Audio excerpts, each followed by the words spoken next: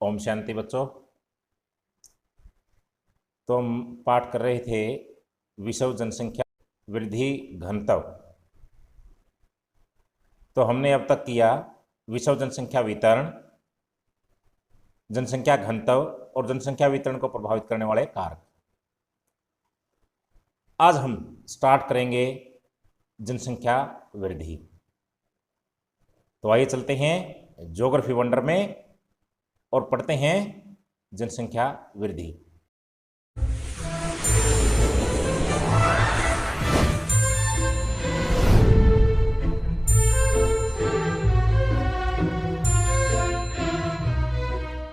जनसंख्या वृद्धि किसी निश्चित क्षेत्र के अंदर, क्षेत्र विशेष के अंदर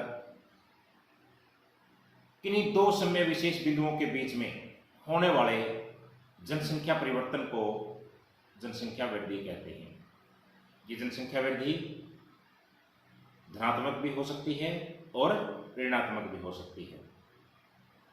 ये जो जनसंख्या का परिवर्तन है, ये उस क्षेत्र की सामाजिक उत्थान, आर्थिक प्रगति, सामाजिक एवं सांस्कृतिक विकास का आईना है कि उस समाज में जनसंख्या परिवर्तन किस रूप में होता है, वो उस समाज की ये सारी की सारी स्थितियां दिखाता है। जनसंख्या परिवर्तन से पहले कि जनसंख्या में कुछ बेसिक कॉन्सेप्ट हैं, उनका क्लियर होना बहुत जरूरी है, क्योंकि जनसंख्या भूगोल का अध्ययन जब हम करते हैं तो कुछ इसकी आधारभूत संकल्पनाएं हैं, बेसिक कॉन्सेप्ट हैं, उनको यदि हम समझ जाएंगे तो जनसंख्या भूगोल को अध्ययन करना हमारे लिए आसान होगा। वो बेसिक कॉन्सेप्ट हैं। जनसंख्या की प्राकृतिक वृद्धि। बच्चों, आप सब जानते हैं कि प्राकृतिक रूप से जनसंख्या में परिवर्तन केवल दो ही कारणों से होता है। जब मनुष्य मानव जन्म लेता है तब जनसंख्या में परिवर्तन होता है, या उसकी मृत्यु होती है। ये दोनों कारण, जन्म और मृत्यु, दोनों प्राकृतिक कारण हैं। जन्म कितनों का हुआ, मृत्यु कितनों की हुई, इन दोनों के अंतर को हम प्राकृतिक वृद्धि कहते हैं। वास्तविक वृद्धि। अब जनसंख्या में जो परिवर्तन होता है वो परिवर्तन केवल जन्म और मृत्यु के द्वारा नहीं होता है। वास्तविक वृद्धि में हम एक फैक्टर और जोड़ते हैं कि जन्म कितनों का हुआ, मृत्यु कितनों की हुई। उस क्षेत्र में बाहर से आने वाले कितने हैं या बाहर जाने वाले कितने हैं, उन दोनों के अंतर को वास्तविक वृद्धि कहते हैं। कि जन्म कितनों का हुआ, मृत्यु कितनों की हुई, इन दोनों का अंतर प्लस अप्रवासी उस क्षेत्र से बाहर कितने, उस क्षेत्र में कितने बाहर से आए, माइनस वहां से कितने बाहर गए। ये एक वास्तविक जनसंख्या वृद्धि को दर्शाता है। इसको बोलते हैं हम वास्तविक जनसंख्या वृद्धि। वृद्धि परिवर्तन पहले बताया था कि जनसंख्या परिवर्तन दो प्रकार का होता है, एक धनात्मक वृद्धि और एक ऋणात्मक वृद्धि। धनात्मक वृद्धि की हम बात करते हैं कि किन्हीं दो समय विशेष बिंदुओं के बीच में जन्म दर मृत्यु दर से अधिक हो। ये ध्यान देने की बात है कि जन्म दर मृत्यु दर से अधिक हो, या विदेश से बाहर से लोग उस क्षेत्र में आकर के बस जाएं, उस अवस्था में जनसंख्या धनात्मक रूप से बढ़ती है, धनात्मक वृद्धि होती है। ऋणात्मक वृद्धि, जब दो समय विशेष बिंदुओं के बीच में जन्म दर से मृत्यु दर अधिक हो,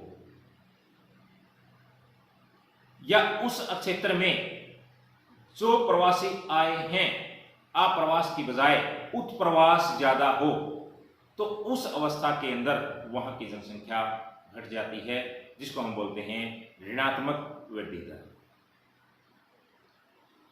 जनसंख्या परिवर्तन के घटक कि हमारे जो जनसंख्या परिवर्तन होता है उसमें ऐसे कौन से घटक हैं जो इस परिवर्तन को करते हैं। इसमें हमारा है जन्म दर, मृत्यु दर और प्रवास। पहले हम बात करते हैं जन्म दर की। अशोधित जन्म दर। अशोधित जन्म दर प्रति 1000 स्त्रियों द्वारा जन्म दिए गए जीवित बच्चों की संख्या के रूप में हम व्यक्त करते हैं कि उस क्षेत्र में 1000 स्त्रियों के द्वारा कितने जीवित जन्मे बच्चे पैदा हुए हैं, जन्म दिया है। इसको निकालने का एक अपना फार्मूला है कि अशोधित जन्म दर कैसे निकालते हैं। तो उसमें उस वर्ष विशेष में जिसकी हमने अध्ययन करना है, जिसकी हमने अशोधित जन्म दर देखनी है, उस वर्ष विशेष में जीवित जन्मे बच्चों की संख्या कितनी है और उसी वर्ष विशेष के मध्य के अंदर उस क्षेत्र की कुल जनसंख्या कितनी है, उसको भाग देकर के हम गुणा में 1000 की अशोधित जन्म दर को निकालते हैं। अशोधित मृत्यु दर जनसंख्या परिवर्तन का एक ऐसा घटक है जिसकी अपनी एक सक्रिय भूमिका होती है कि हम एक वर्ष में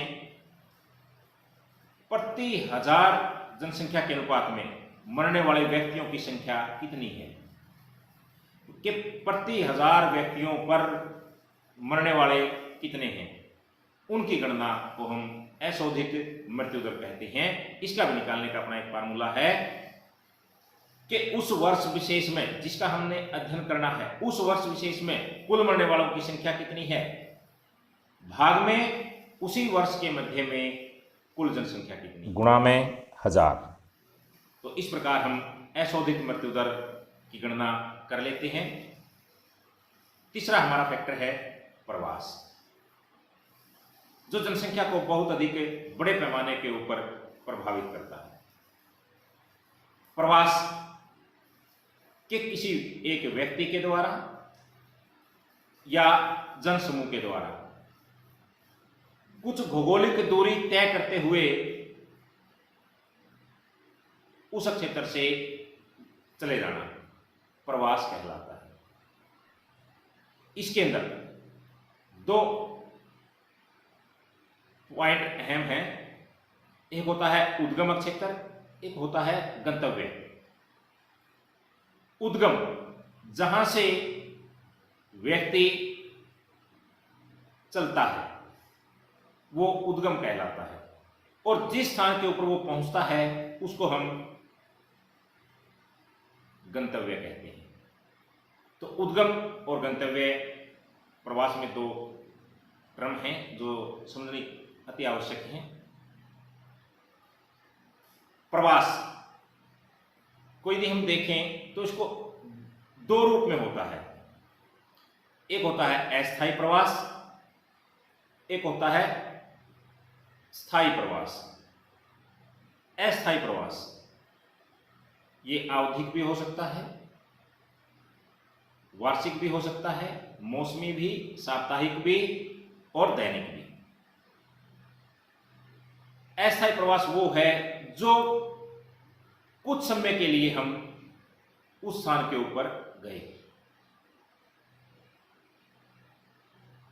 जैसे हम किसी क्षेत्र पर एक वर्ष के लिए काम करने के लिए जाते हैं तो वार्षिक कहलाता है। मौसमी प्रवास होता है, जैसे कृषि सीजन के अंदर बाहर से आने वाले मजदूर एक विशेष मौसम में उस क्षेत्र में आते हैं और फिर वो कृषि मौसम खत्म होने के बाद वापस अपने जहां से उद्गम किया था उसी स्थान के ऊपर चले जाते हैं। वो होता है मौसमी प्रवास। किसी एक सप्ताह के लिए कहीं पर चले जाना साप्ताहिक प्रवास, और दैनिक प्रवास हर रोज के काम के लिए चले जाना, जैसे अध्यापक हर रोज अपने विद्यालय के अंदर उस गांव के अंदर जाते हैं, तो वो उसका दैनिक प्रवास कहलाता है। शाम को छुट्टी होने के बाद वापस घर आ जाते हैं। सेकंड है स्थायी प्रवास। स्थायी प्रवास वो प्रवास है जहां पर हम जीवन पर्यंत रहने के लिए चले जाते हैं।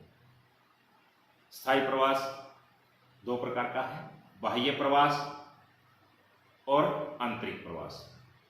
बाह्य प्रवास, बाह्य प्रवास वो प्रवास है जिसमें हम हमारी राष्ट्र की अंतर्राष्ट्रीय सीमा को पार करते हैं। किसी दूसरे देश में हम जाते हैं तो वो बाह्य प्रवास कहलाता है। बाह्य प्रवास दो प्रकार का है।